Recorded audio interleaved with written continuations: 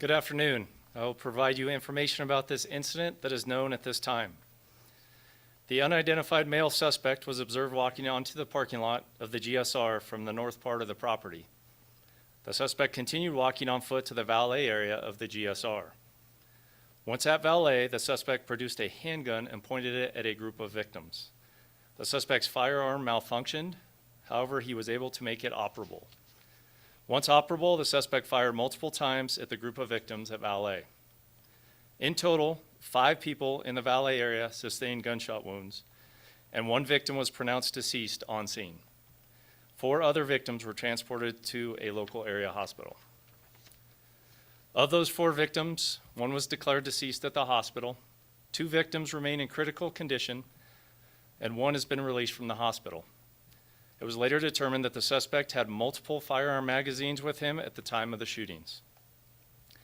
The suspect then fled back north through the parking lot, at which time a GSR security officer located the suspect in the parking lot, and the suspect opened fire on the security guard. The security officer returned fire at the suspect. The suspect then continued fleeing north through the parking lot.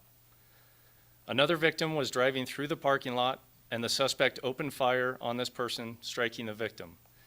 That victim was pronounced deceased on the scene. Reno police officers arrived on scene and located the suspect, where he fired upon officers, striking a patrol vehicle. An officer-involved shooting then occurred.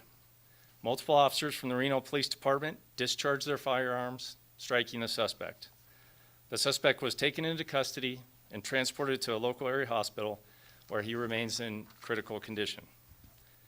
In total, 6 victims were shot. 3 of them are now deceased, 2 remain in critical condition, and 1 was released.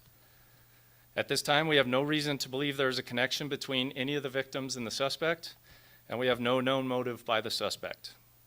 Our condolences to all persons involved in this tragic incident, especially to the family members of the deceased. The Sparks Police Department is lead on the investigation and will be assisted by the Washoe County Sheriff's Office. This is an active investigation.